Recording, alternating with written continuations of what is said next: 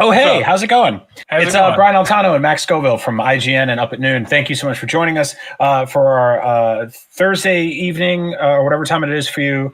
Quest into the unknown, the Is it a adventure. quest, really?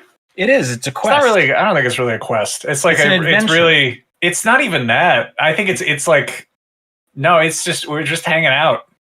That's a quest. That's not a quest at all. It's just to hang. It's very sedentary. It's like a sedentary, laid back social activity. Okay, that is everything that IGN covers is a sedentary, laid back social activity. Video Hell games, yeah. movies, junk food, eating Slouching. snacks, apples, slouching, just sinking back in the chair like this and doing this. I love that. I do that all the time. Look at that. Check that out. You can see that. Yep. How's it going? We're doing well. So yeah, we have a big show today. We're going to talk about a ton of action figures, Star Wars toys, horror movies, and then hopefully, if we have time, we're going to get a little weird and do a small social experiment with the computer machine. So it'll be a good time. This is Up at Noon. This is IGN's weekly comedy variety news show where we catch all the weird stories that the smarter people at IGN don't have the audacity or courage or stupidity to cover in any capacity. You forgot about insanity, and let's talk about some insanity. So earlier today we got the Ubisoft Forward event, which was great. Got to see a bunch of new Ubisoft games that had only leaked other places previously, a whole bunch. But one surprise was that we are getting Far Cry VR, which sounds so cool. It's going to be using bits and pieces from Far Cry 3. I think Voss is in it. Everyone loves Voss, best Far Cry villain. I think Far Cry 3 is objectively the best Far Cry game. I love that game. And Voss, at the very least, is awesome. And everyone loves Voss. We're hoping he shows up in Far Cry 6. However, Far Cry VR is going to be an exclusive to locative VR spaces called zero latency. Like this isn't like a thing you can play at home. This isn't on PlayStation VR. This isn't on Oculus Rift. This is a thing where you have to go and be in a room with sweaty people while wearing stuff on your face, which really isn't the hottest thing right now in 2020. No, and so the year of our COVID. This is launching in 2021, and I'll be optimistic about this. I admire their hopefulness here that this will turn into something that a bunch of people will be able to join in some way.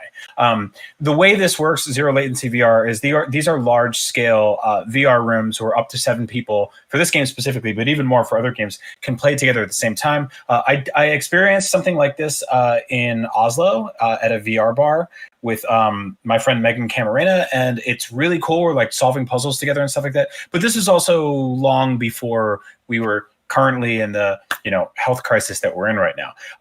Zero latency VR it's in 22 different countries, 21 of which have to be handling this better than America is.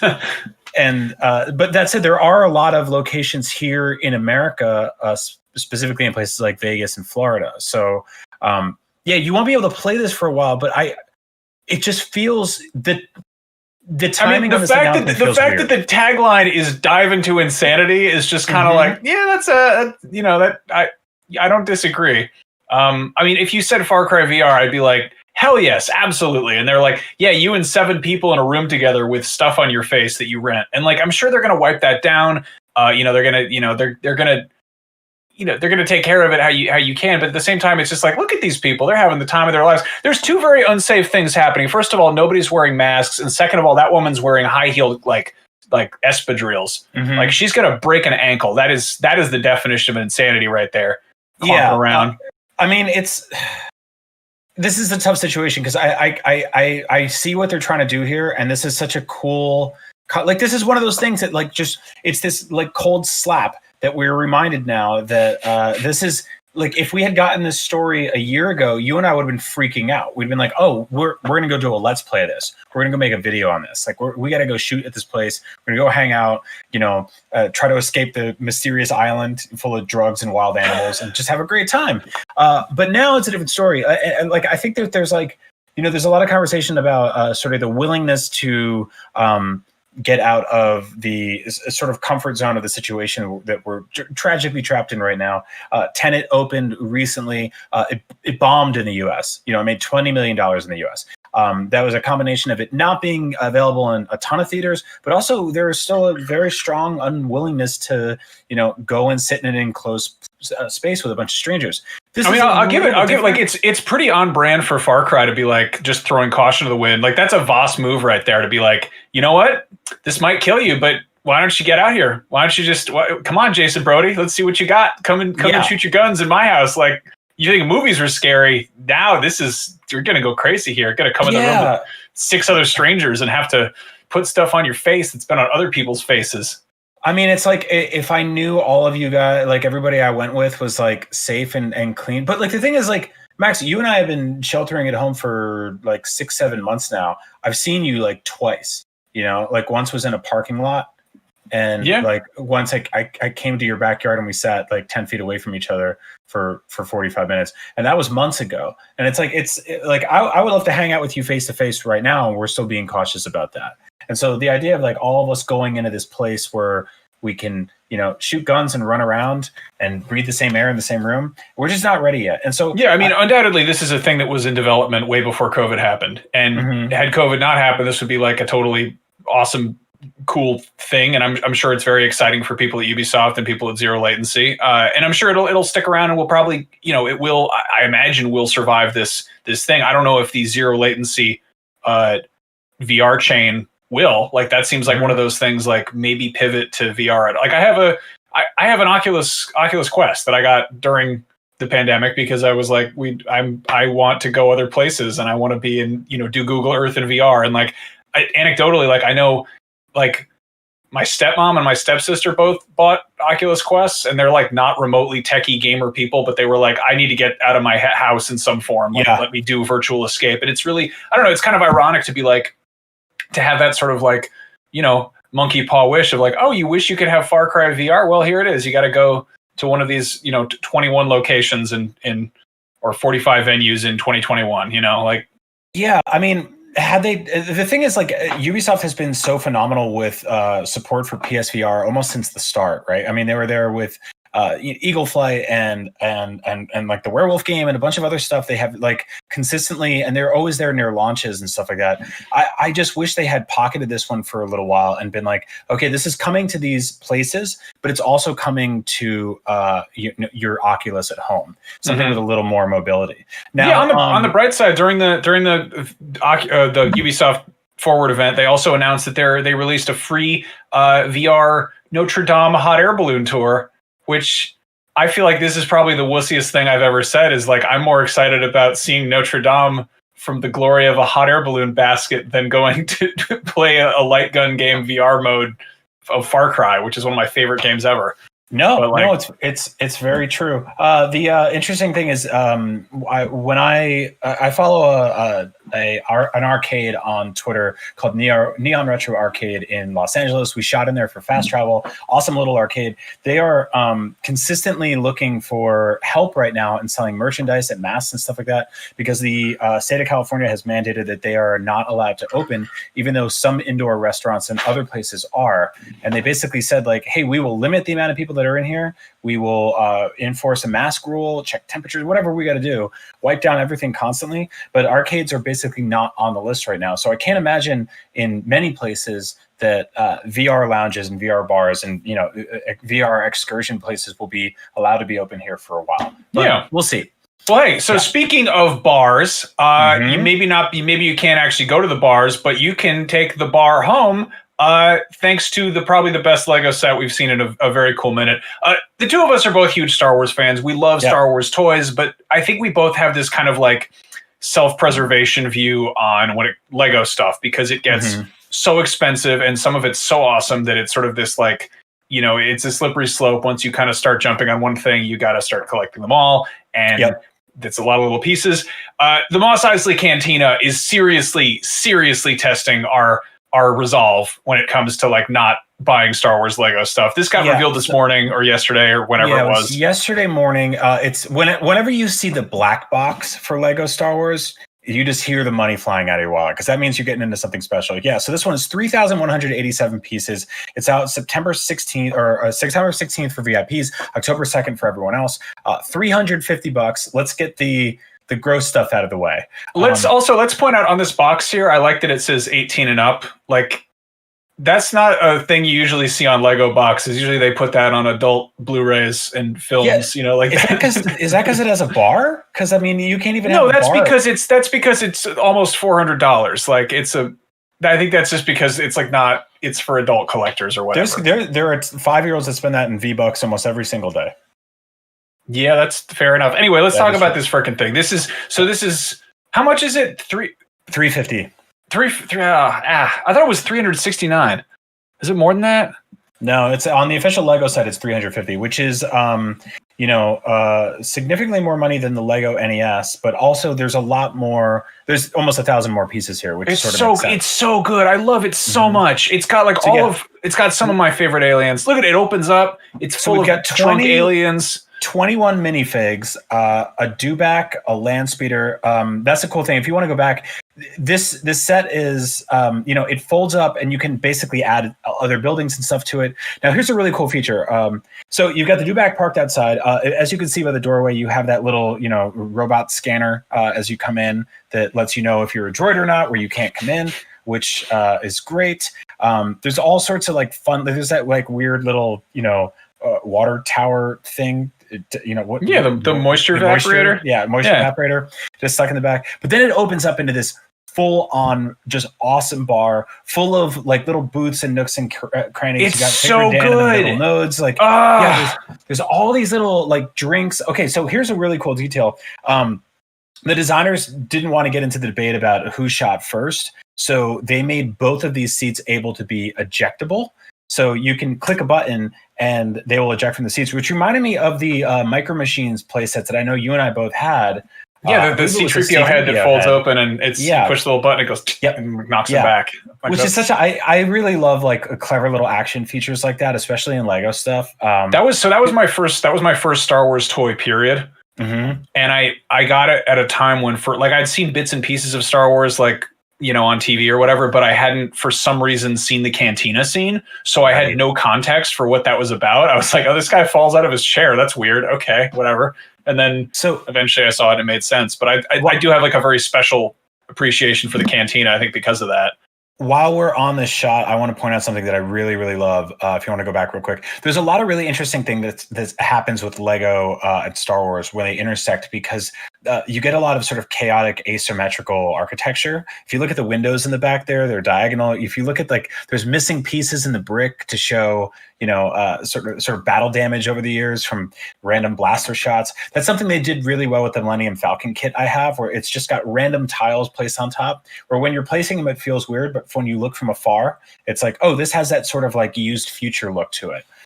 So yeah, I dig that. And look, Hans even got his little headrest there. Mario Madness in the chat on YouTube says that looks like a pain to build. I'm completely with you there. Like we assembled the giant $350 Cloud City that they sent IGN, and that was a pain, and that was a lot of little pieces that were like, to make like Art Deco bas reliefs or whatever for like the Cloud City dining room. Like there's stuff in there where it's like, this isn't really even fun to assemble. It looks cool when it's done, but it's totally like, this made sense in the designers' heads, but it's like, I feel like the end result is like, is it worth the trouble? I don't know. Well, anyway, the thing is, like, I built the Lego NES and I showed it off on the show. It's you and I built the Lego Batmobile together, the 1991. And like the interesting thing about those is that like they're large scale and the exterior of them are mostly the same color. And to offset that, they make the insides colorful and fun to build. But this is like mostly yellow, ochre, beige with some brown in there. But I think it'll get fun when you get. Can we talk about the minifigs here?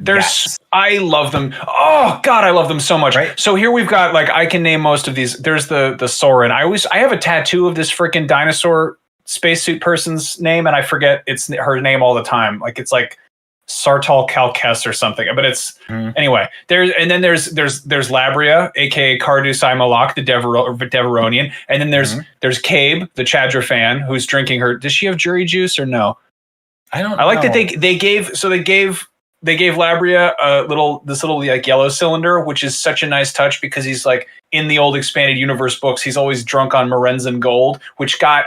Like his whole backstory is no longer canon in Tales of the Mos Eisley Cantina, but they recanonize Morenzen Gold in Battlefront 2. Like there's like a throwaway line of dialogue in the Maz Kanata's castle or whatever. But they got Wooer the bartender. I love that the I guess their taps behind the bar are the same pieces that they use to make IG-88's head. Yes, which is is brilliant. No, both in Lego form and in real life. Yeah, they've done like drinks and tables and stuff like that in Lego for years, but the way they did the little drinkware in this is really special. So yeah, so here you have this little land speeder, which you can see parked out back. I'm not sure if that's in the special edition or the original. That's in the original. It's in the original. That one specifically.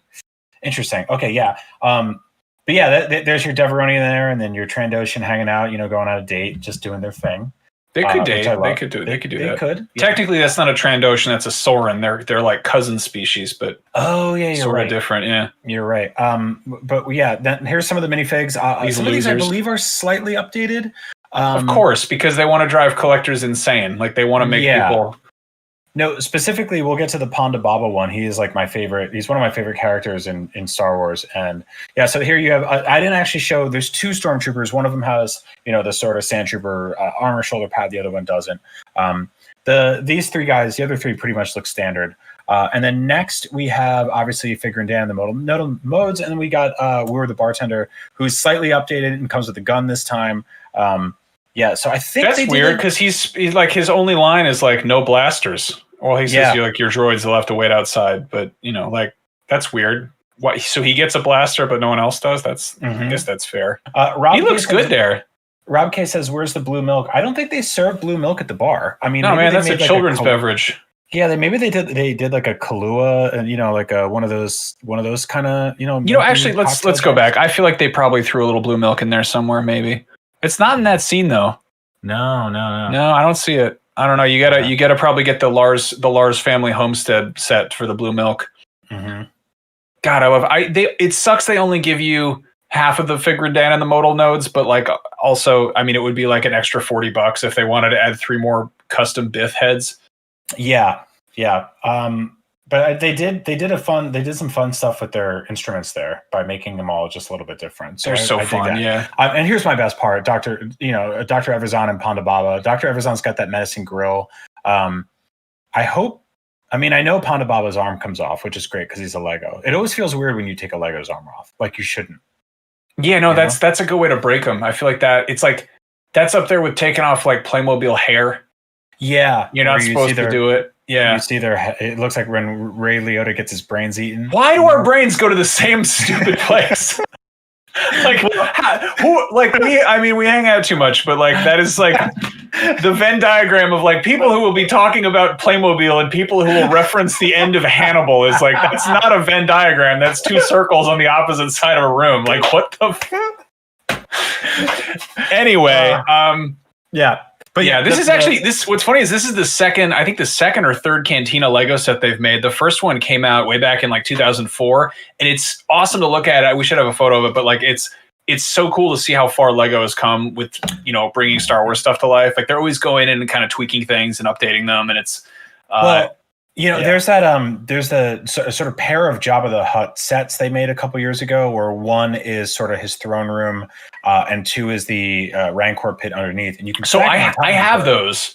Yeah, I panicked and I bought there was this rumor going around. I don't think it was even true that the upper one was being recalled because some like outrage article said it was like cooked too much like a mosque, and it was offensive that it was because it had like a tower and like it's just like I don't know, just it sort of castle architecture. But I was like, oh, it's gonna be rare, and I went out and bought it. And I was like, ooh, I want the Rancor pit too. And then a friend of mine gave me the Rancor pit, but she'd already built it, so like it was in many different pieces, and like trying to assemble a half-assembled Lego set that you didn't put together yourself it's a nightmare. It sucks. It's like it legit gave me anxiety, and I just shoved it in a box and was like, I can't handle this right now. Yeah, it's a nightmare. But this does make me think that they will at some point maybe like do this to Jabba's palace, which makes me really happy. We got a question from Maxi Geek on YouTube. He says, let me ask you guys this. What character or object is missing from it? Oh boy, let's get into it. Well, let's talk about it. Where's Muftak? You got Cave in there with the Jura juice, but there's no Muftak. How do you? I wanted a big. They should have made a big Muftak like they do with the Hulk, or like just get one of those big ones. Just sculpt that. Get that. I want that towels in there. You got to have a Muftak. Second, the Wolf Man. I forget his name. He's a wolf. Laxavrak, the Shistavan Wolfman. Yes, and we didn't see wolves again in Star Wars until Force Awakens. The Haas triplets. Or whatever. Yeah. I mean, that's the thing. Is some of these? I feel like some of these heads could have been recycled. Like the Jawa head is just like a Jedi Knight robe. I don't know if I've seen if the Cabe is a custom head, but like I feel like they must have a werewolf head from like Mummy Mansion or like the Mystery Busters or whatever. Like whatever weird like bootleg Universal Monsters Lego series they made. I appreciate that they have Gurinden there, even though like I don't feel like Gurinden ever really goes in the bar. He's a snitch that hangs in the alleyways, like kind of far from the Cantina bar. But I dig that he's there because he's a great design. He's really cool. I hit him on there in the upper corner. If you don't, I like him. He's great. These weird words like we know. But yeah, there's also that that worm guy that was supposed to throw up in that dude's face in the the lamprey or whatever. What happened? Oh, I'm getting a delivery. Give me a second. Oh, okay. All right. Okay, so Brian's going to get a delivery. How's everyone doing out there? Where's Baby Yoda Lego, says Word 789. They just actually made one, which is really weird. I don't like the baby minifigs. I think they're creepy. They make little tiny baby minifigs, and minifigs are already little, and they make the children ones with the legs that don't move. But the Baby Yoda, it comes with the, what's it called? The Razor Crest that just came out from The Mandalorian. Oh, yeah. That's a good set. Somebody said, "Where's Baby Yoda?" It's like, was Baby Yoda born? Baby Yoda's like 20 when the Cantina is happening. Yeah, so we don't know what he looks like then. He's maybe just like an egg with ears. Yeah, I don't know. It's just like a regular frog with like small ears. I don't. Why do we talk? Why do we do this to each other? Anyway, that is the Star Wars Mos Eisley Cantina. We both have brain damage. And this is why we talk about these things. Michael Burns says, what Star Wars set piece would you want Lego to make? That's a great... I feel like they've done a lot of them. I just said it, like the really deluxe high-end Jabba's throne room with all the weird aliens in it, like with the hallway with the Gamorrean guards and Bib Fortuna and the Bomar monks. Like that whole deal. That would be really great. Mm-hmm. Have they done the sort of skiff guard set with like they've done? I have that one. That one's actually awesome. They've done that a couple times. They use the this is so esoteric, but like the longer old school spaceship cockpit pieces that look like the canopy for a jet fighter. They basically made those, but made them beige, and they made the Sarlacc mouth out of those. And it's like it's so good, and it's got like a little crappy little tongue in there, and like the skiff hangs out over it. You could throw Boba Fett in there. Like we said, we're both out of basically self-preservation and just the anxiety of losing pieces. We don't really jump on Star Wars Lego collecting, but like one set that would totally move the needle for me if they were like, oh, let's do the Executor Bridge meeting of the bounty hunters, which is basically the Mos Eisley Cantina scene, but instead of like 45 aliens, it's like 6, and it would just be... Ravioli Comboli says they should make a UCS Jabba's Castle. That's exactly it. That's the one. I mean, I won't even hesitate on that. I can see them doing a UCS sail barge. Yeah, because that actually scales that way, but they wouldn't have or they would, but they'd be like weirdly out of scale. They always do the weirdest stuff with the UCS because they're like, hey, here's like 5 minifigs that you just put on the side there, even though like they don't fit in it. Doesn't make sense. No, it all completely drives collectors crazy, and so we will use that to segue into our next section. Max, wait, no, I was gonna say I had a good segue for that. The Star Wars Lego Cantina is 3,187 pieces, and speaking of things that are 3,000 or more pieces. Let's talk about this limited edition Joker. That was the segue that I had lined up. That was good. That was pretty good. Thank you. I like what you did there. So Mcfarlane Toys has been pretty good about sending us some awesome DC multiverse stuff. A while ago, we talked about, I think last week we talked about the Doomsday, the Batman Doomsday. I always do the thing where I have to cover my face. Show the man. There's the man. So a while back, they put out the Joker Arkham version, which is a great figure. It's a really good Joker toy. I'm not even wild about his Arkham City, Arkham Asylum design, but this is like a cool toy. And now they're doing a very rare chase variant of it, which is limited to 3,000 pieces. I don't know if that includes this one. I don't think they're actually individually numbered, but it is a gold colored version, which is like a lot of people are kind of mad about this because collectors like to collect things, and there are people who are completists. And if you're going out of your way to be like, this one is hard to find, that for some people that's a fun challenge, and for some people that is just a pain in the ass. But yeah, like for all intents and purposes, this is the same figure. You can see pretty clearly, and it doesn't even come in like special packaging or anything. I already opened it up here. I think we've got some footage of it in the box, but it's your standard, DC multiverse packaging. Luckily, if you do take it out of the packaging, you can pretty easily put it back in there. Like it's a pretty collector friendly design, which is a nice change from McFarlane used to put everything in these like plastic clamshells that if you wanted to open the toy, you had to like rip it to shreds. But yeah, like I'm sort of torn on this because I think it's a fun idea. Sort of as like if the only relationship between sort of in collecting was between toy company and collectors, like that would be great. But there's all this stuff that happens in the middle, like really weird distribution or like eBay resellers, scalpers, store exclusivity. Yeah, and I mean, like I feel like I've just never had good luck in terms of finding action figures at whatever my local store is. Like there's always like dudes on, back in the day, it used to be like, toy collecting forums. They'd be like, yeah, I went down to my local like Myers store, and I'm like, what is Megier? Like, what is this strange store? And they're like a lot of the like hardcore Star Wars collecting groups are kind of in the Midwest, or like a lot of them are in around Ohio, which is where Kenner was based back in the 80s. And like, I feel like they probably had more regular distribution just because it was like around there. I don't know how that stuff works, but I don't know. I feel like the odds of actually finding this figure on a store shelf are pretty slim. But if you see it, it looks like this. It's just the Joker, but he's gold. Scoop it up and just show the toy. There it is. Show the toy. I really like that, honestly. I mean, you do? Like, I totally, I think it's like it's a great sculpt, and like the paint on it isn't like too garish. I'm really fussy about any kind of variant of a figure that has just all one color. Like I was super irked back in the day. I bought the Solid Snake McFarlane toy off of eBay, and I was like, hell yeah, it's going to be regular old Solid Snake. And it showed up, and it was the stealth suit variant, which was entirely translucent blue, which I wasn't crazy about. But luckily, like McFarlane did a good job and just put like a whole like wash over it, so like the details popped out, which is nice. Whereas you look at the like Force Ghost action figures where they would just like Hasbro would take, Obi-Wan and just make him clear blue, and you'd be like, that's not really exciting. It's just Hasbro recently, and you probably blinked and missed it, for most of you watching, redid a lot of their sort of like classic 4-inch scale line in completely gold paint, and they bombed and basically went on to like discount buckets almost immediately.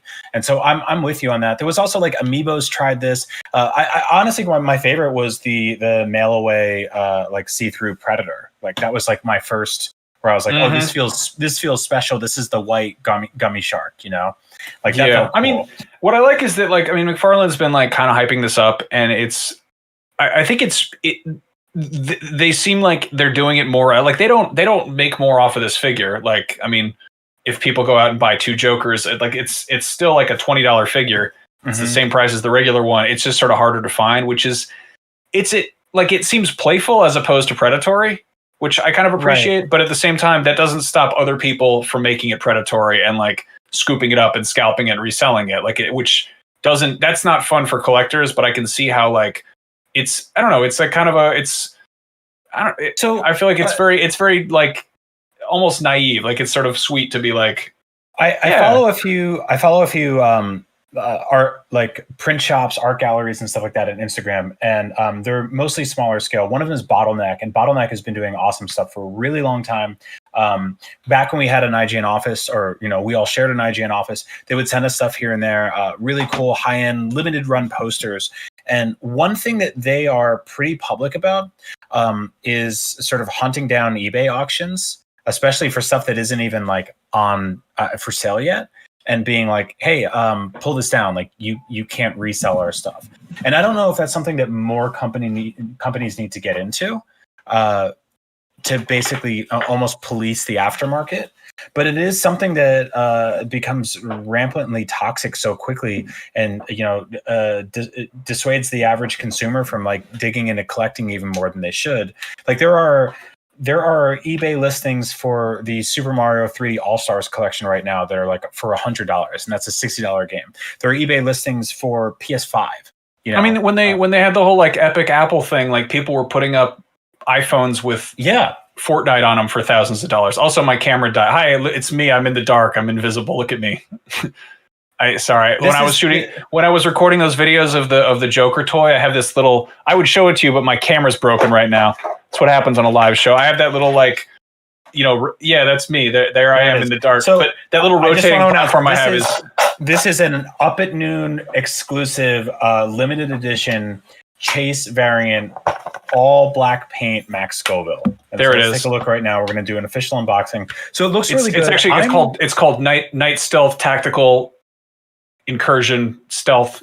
That's true. Shadow Edition. Yeah. So there we go. The hot dog. So it comes with a couple of accessories. Number one, a hot dog, which I think is one of the most iconic accessories of all time. Honestly, if I was to package you an action figure with some sort of iconic. I would love a good hot dog action figure. I think a hot dog is a good way to go. And so, the hot dog is actually slightly larger than scale from what Max would be enjoying normally. But that's because it's cheaper and easier and more efficient to ship the action figure with one large accessory rather than like several small ones. Max historically has been able to put down about 6 to 12 hot dogs on a given day, depending on levels of stress or depression. You know it, baby. Yeah, or how many brewskis, big dog cold ones he's had in the afternoon time. And so this is definitely a really cool toy. Now, this is exclusive on the IGN store. You can get this right now. We will be offering different variants later on. We're going to try some different colors where Max is specifically. But for now, this is your world's first exclusive unboxing look of the Max Scoville action figure, Chase variant, Jet Black Knight Stealth Edition. So I have some with 2-scale hot dog. I have some stupid news. I found a second battery for my camera, but then I put it in backwards, and now it's stuck in the camera.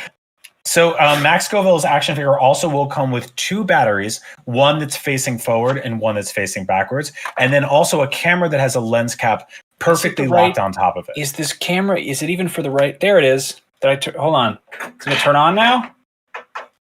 Turn on, you little rat. This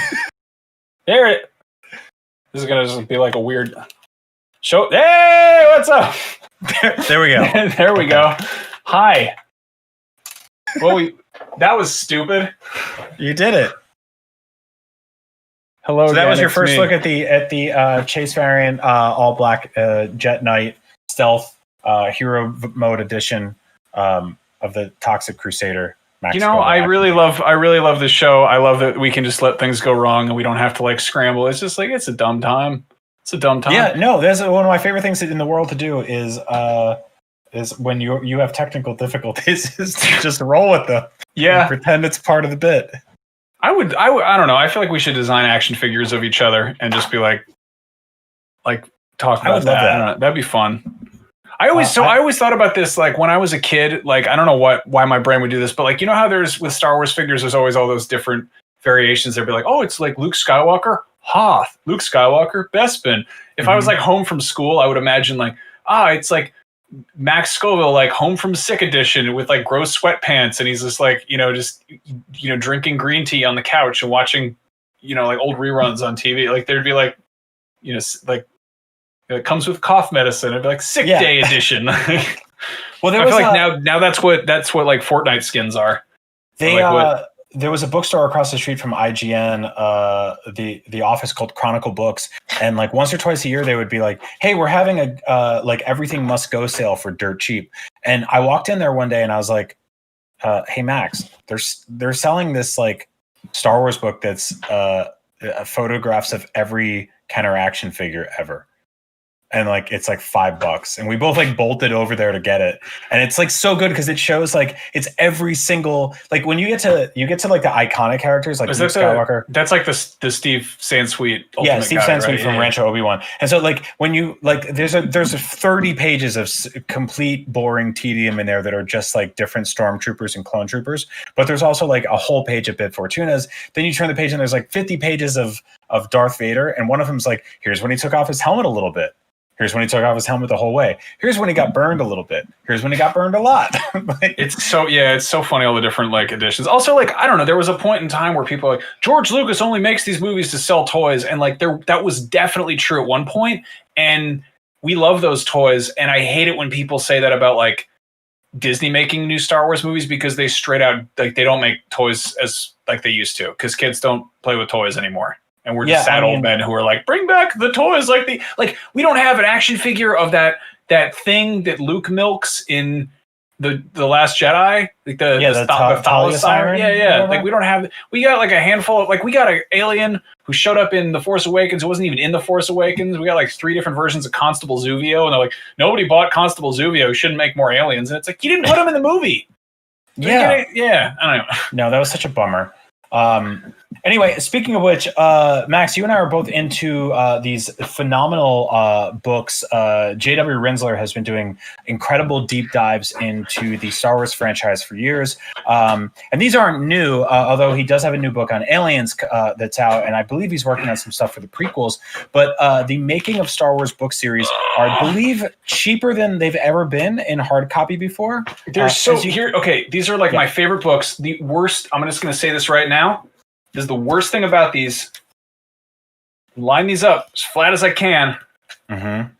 Return of the Jedi is inexplicably about a 1/4 inch taller than the other two. Why did they do that? Who did that? You don't understand what that does to like just the most minor, just like collectors, slight obsession, compulsive necessities there. Like to have those lined up on my bookshelf drives me absolutely crazy. So yeah, these have been kicking around for a little while. They're $44 or $43 or $40 each. They're somewhere in that range. They are big, heavy boys. Like these are big ass books. They're big books. They're big books. They're expensive, but they're also like. Have you read them? Like, have you read them straight through, or you just like kind of browse them?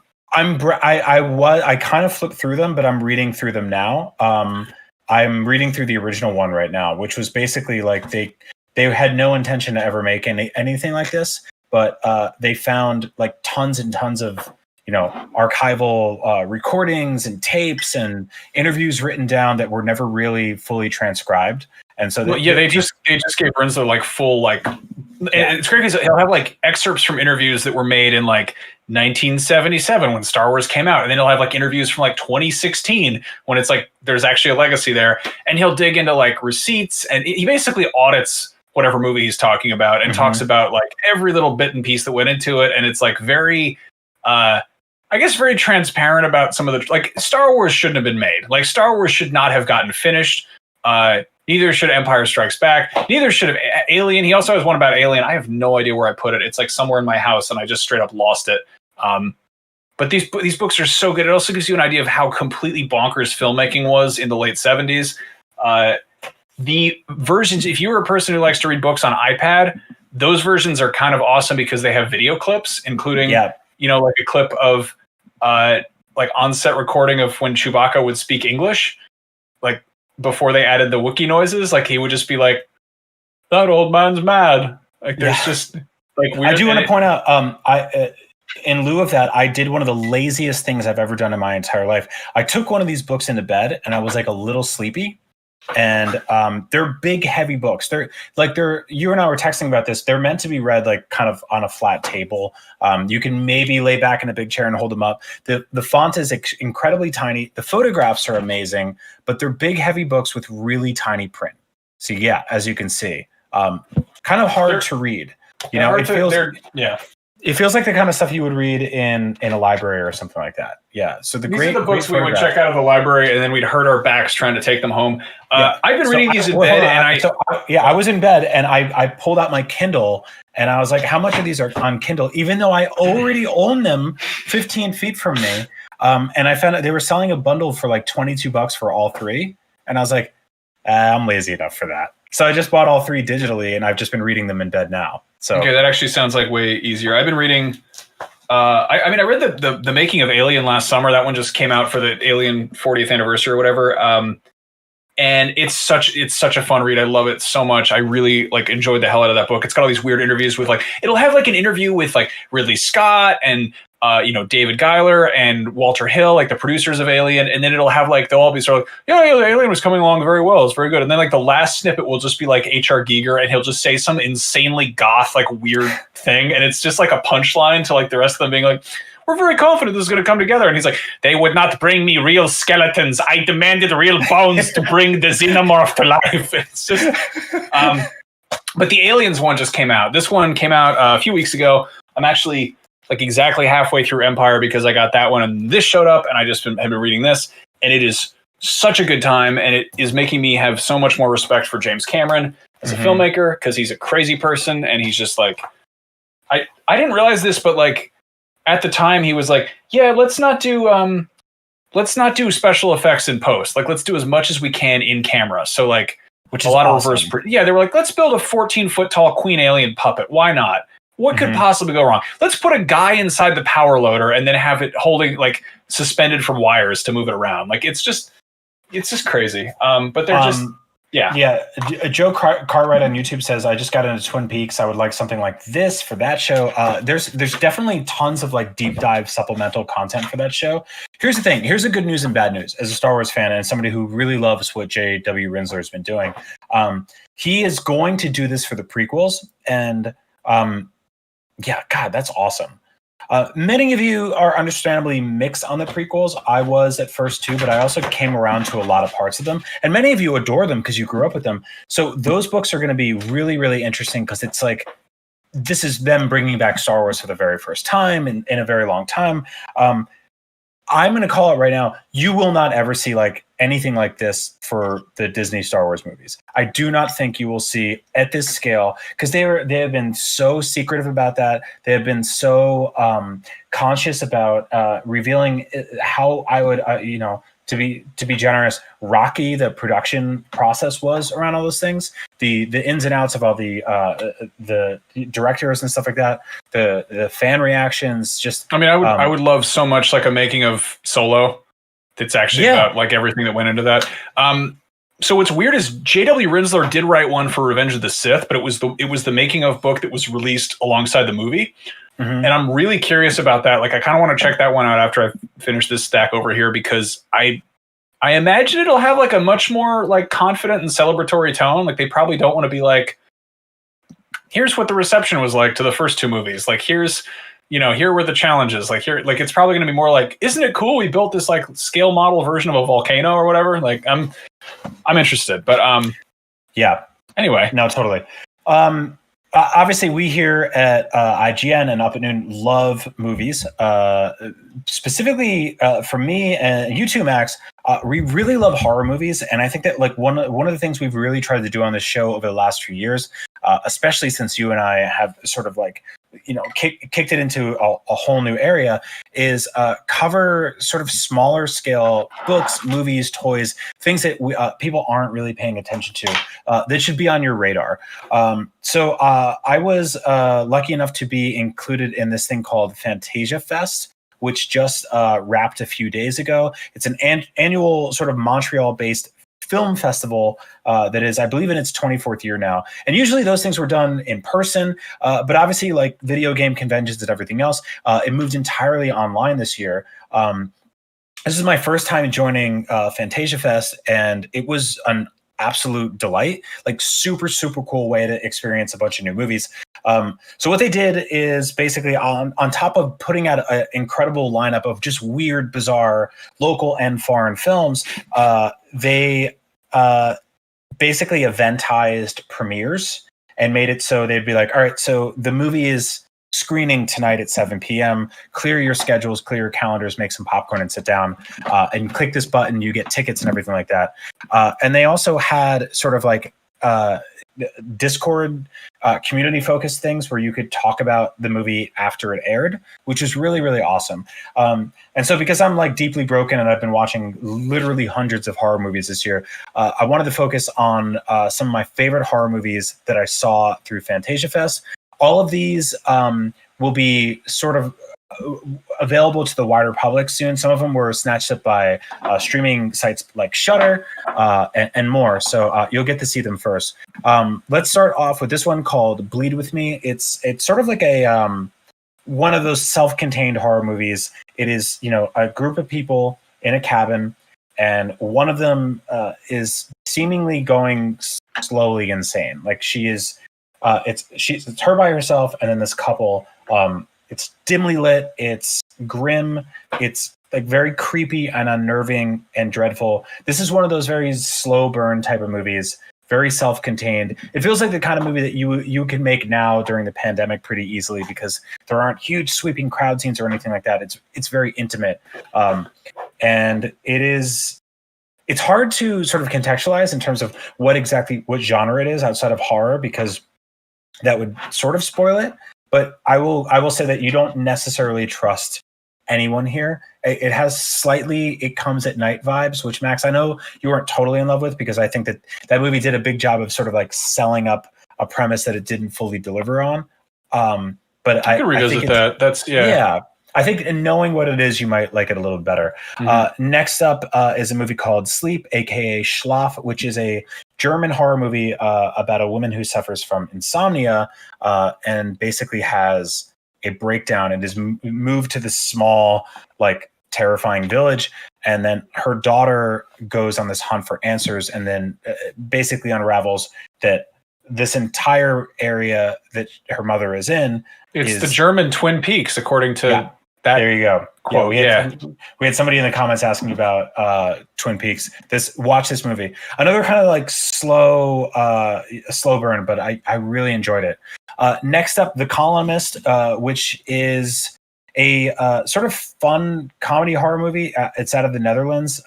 It is about a woman who writes articles and produces content online, and just has this massive following of negative people who are constantly telling her to die, to do this, to do that. And so she takes it upon her own hands to get revenge. And so you get this sort of stylish, quick, borderline slapstick horror movie where a woman goes on basically a tear through her social media mentions and murders them. Think about like the sort of scene in Jay and Silent Bob. That's where I just went to, yeah.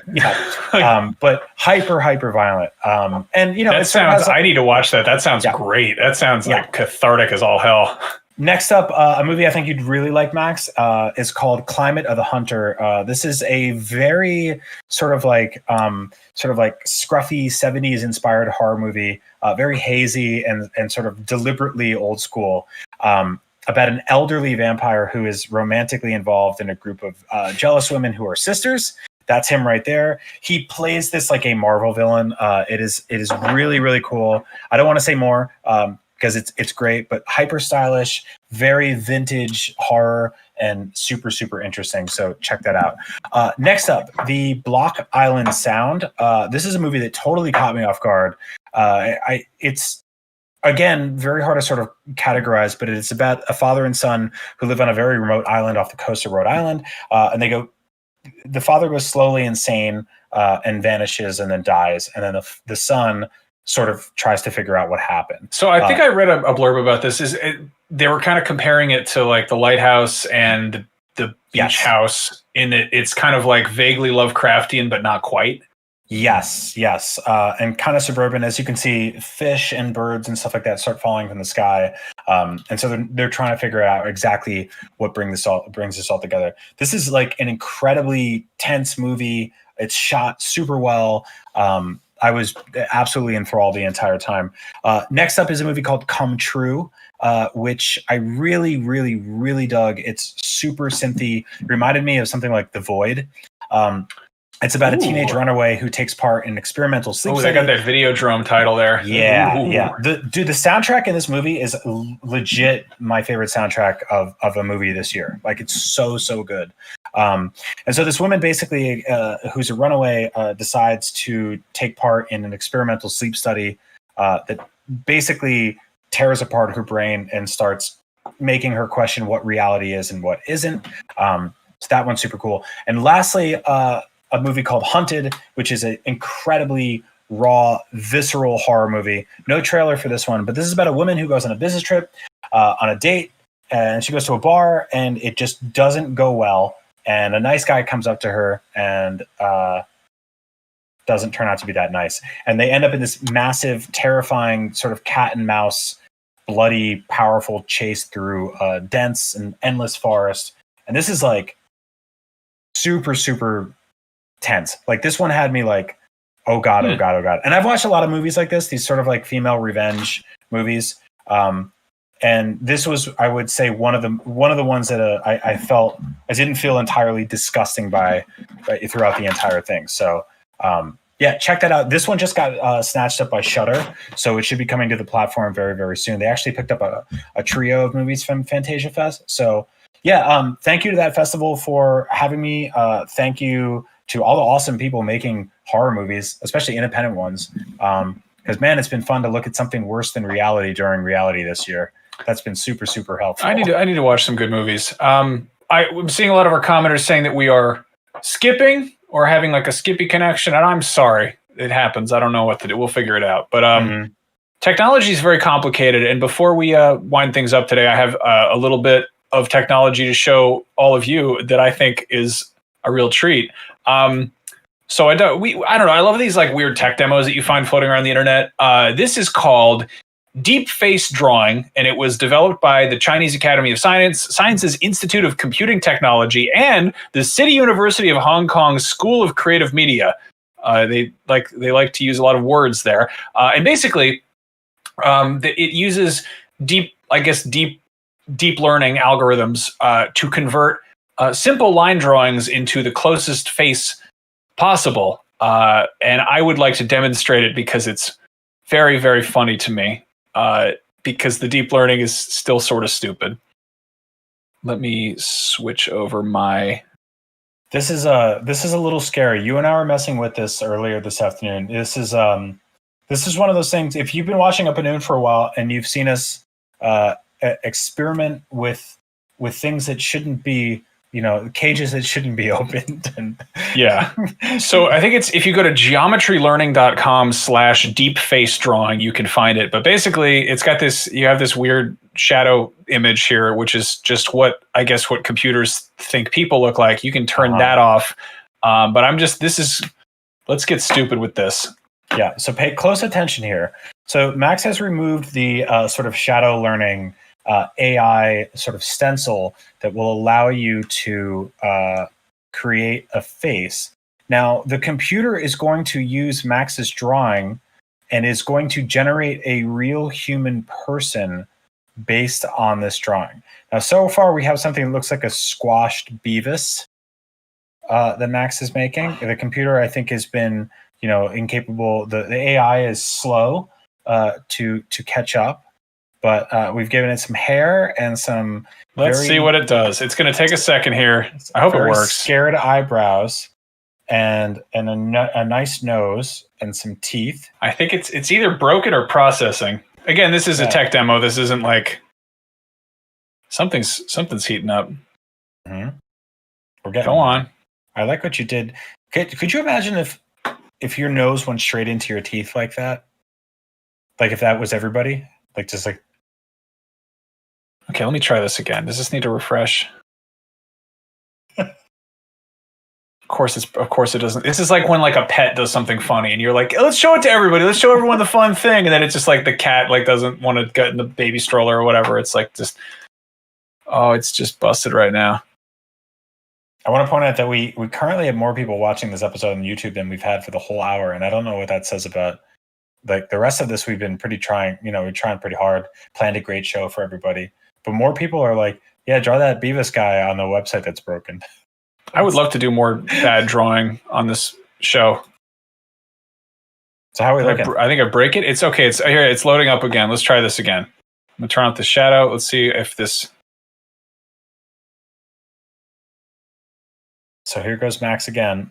Okay, here we go. We have a match. Okay, and it's going to start adapting based on what I draw. Yeah. So there we go. Now it's really cooking. Oh, that's actually working really well. Look at that. So as you, it's moving quick. Oh my God, it's moving quick. Okay. So it is generating a human man based on the drawing that Max is creating on the fly by tampering with AI. Okay, it's okay. I think it matched up pretty well early, but what it's doing now, that made I don't know what that looks like. Okay, Daniel Craig's cousin. Let's try something different. Let's draw Goku. Okay, let's do that. We're gonna draw Goku now, which I feel like you've been doing your entire life. Right? I can draw Goku from memory for sure. That's good. All right, so here we go. That is Goku's. I'm drawing with a mouse too. This is hard. Yeah, so Goku, he has his eyes are. Oh no! But that looks like the poster for like Hannibal or something. Oh no! Oh no! What is it doing? What is it? So it thinks. Does it think you're giving him? Okay, here we go. I think most people don't draw. They don't draw like anime fan art on here. Mm-hmm. Can you? Okay, that. Oh wait. That looks okay. That kind of looks like a young Han Solo. Yeah, So here we go. This is an AI is generated. Hey, it's Goku. A human Goku, who also looks like his face has been disappearing into the ether. It doesn't. Oh, okay. Oh, let's make angry Goku. I'll draw a different angry Goku. It'll be good. And see what the robot does with it. This is terrifying. I don't like this at all. I love that we just put this on IGN. Oh man. Oh, his features are disappearing. I don't feel. Oh, it's so scary. It's so scary. He got so pale. Yeah, I don't know what changed that. This is an AI generated human Goku, created on the fly through the internet, which is something you can do at home in the endless amount of time you have in 2020. And there's all these sliders. I don't know what they do here. Oh, it's so bad. Okay. Let's just make it simple. Let's do a really let's make it easy for this thing. Let's do Super Mario. I can't draw Super Mario. What? I can draw Super Mario. All right, here, It's very easy. So you do first you do the. Can I give you a trick about Super Mario? You're going to describe how to draw Super Mario? No, you always start with the hat. Okay. What is it like a? It's like a flat brimmed. What is that?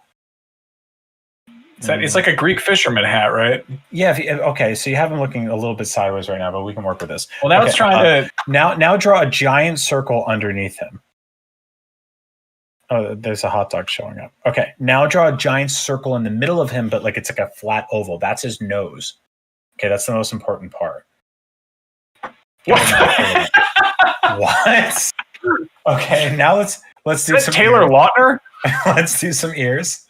All right, ears have to be okay. That's good. You get really tiny ears. Have you played a Mario game before? Okay. Do another. No, that's fine. It's fine. His nose is too small. It looks like a Boo. It does. It looks like Boo Mario. I have like. Is that okay. Now? It looks like. There you go. Yeah. Okay. Now, ear popping out the other side slightly. Okay, that's good. Now, big eyebrows. Does he have what does he have like this? Like little ears like that? Yeah, that's a little too human, but that's fine.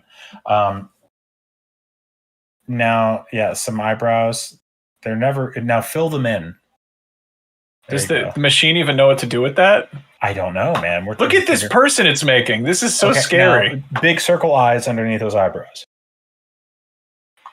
Okay, that's weird, but sure. It's the brush is a different size now. I don't know what I did wrong. Okay, now fill in the pupils. Emma Ray says that is not Wolverine. Oh, I should draw Wolverine. See what this machine thinks of it. I drew Wario. You got to do the mustache. This is very Wario because you made his eyebrows flat. Mario's eyebrows are never that flat. It's hard to draw lines with the mouse. It's really hard, actually. Dark Templar on YouTube says this is scuffed Wario.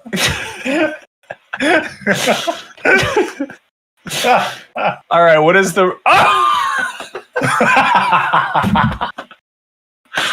That's what the machine thinks. I'm sometimes... It just changed. It'll keep changing. That's the worst thing is if we just let it cook for a second, it's just going to it's going to keep looking and be like, no, I can do better. I can make it better. Okay, let's keep tweaking it. Let's do one more and then we're done for the day. It just looks like Scott Pilgrim with frosted tips. Wolverine. All right, let's do Wolverine. We're gonna do Wolverine. All right, we're gonna leave you all. We're gonna do Wolverine. All right. Word 789 says the human looks like a mutant. Well, speaking of mutants, we're about to draw Wolverine. Why does it keep showing that guy's face when you draw? Oh no! Look at that. Who? That's really scary. Yeah. It's Mystique in the midst of shape-shifting. This one's for you, Morph. All right, he's got his funny little nose there. That looks like the weird Jake Paul brother that they keep in the closet. Okay, now we have like. Is it? I think that looks exactly like Hugh Jackman. Oh, now it changed. Oh, there! Look, it's moving fast. Let's keep going. Dark Templar says, "Remember, Wolverine is just two Batmans kissing." Duncan McCockiner says, "Jake Paul, yeah, we're on the same page, baby." Oh, good. Look, he gave him the big David Boreanaz chin. Ah! Wait, that's Adam Driver now? Like, what is this? I think it's like Adam too young to Driver. This is good, Max. This is good content. His little teeth. Why did you give him? Okay, Wolverine doesn't have that. Oh, wait, look at this. Look at his teeth. I love these weird apps. This is so much fun. Again, if you want to experiment with this, it's just a free app online. It was made by a bunch of Chinese college students. It is at geometrylearning.com/deepfacedrawing. What is that? Give him his little butt chin. And give him little beards, little beardies. Look at that. They give him a little beard. That's great. Well, who is that man? That's Wolverine. We just made the new Wolverine. Like, why even recast him? We just do him like that. Look at that fucking guy. All right. We got one. We're gonna do one more here. It's gonna be great. Check us out. Okay, fine. Why it always shows this dude, this taxi? Who is that? That's apparently what AI just thinks all of us look like, the people. Oh my god, I'm like crying laughing at this. Who are you drawing? Who is this? Who is? I'm just gonna break the algorithm. It's just gonna keep trying to figure out who this face is. I love this so much. It's like we're using it wrong. Like, this is a tech demo proof of concept made by really smart people, and we're like, yeah, but can it draw Wolverine? This looks like cosplay Jason Momoa. There's all these sliders. I don't really know what they do either. Ah!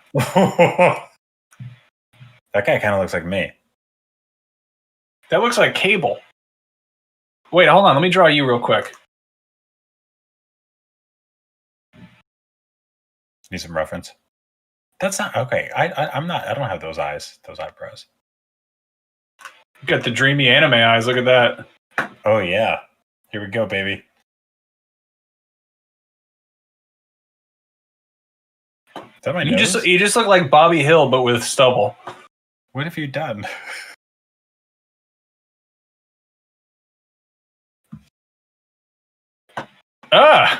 You Animorph.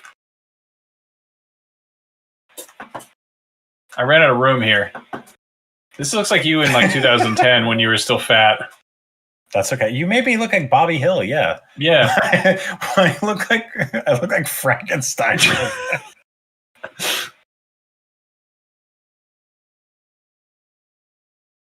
God, this is really we broke this friggin' thing. This is not even like a recognizable thing anymore. Yeah, MShock3 says the middle Animorph. We just made like a Mothman. Look at his eye. He's got like eyebrows. This looks like an H.R. Giger print. This is terrifying. Yeah, that's a white Frankenstein that we made right there. He looks like Looks like a messed up dude, like the dude. Who's that dude from True Blood who's like Sookie? But like, yeah, it's still going. It's still trying to figure out how to make like it's weird Italian Bobby Hill. Anyway, that was Up at Noon. We did it. We made another show. We broke the camera, broke the AI. Like, it's still going. It's just putting more eyebrows on this man.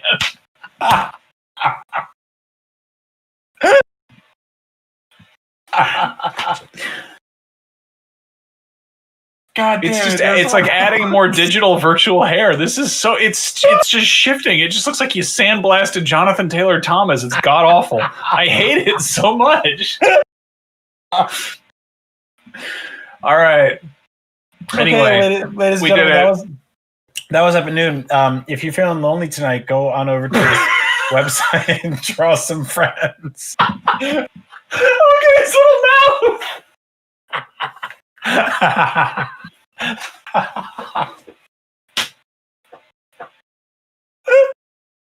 Okay, thank you so much for watching, and we will see you soon, very soon. And we love you, and we're sorry for all that. For that, I'm sorry. This is so stupid. Let's check in with our friend Corbin real quick before we leave for the night. Good night. Thank you for watching. Thank you for watching. This is very fun show. Love to make yourself with your boys, and thank you for watching. Glad to see Haley Joel Osment's keeping busy. Anyway, thank you for watching.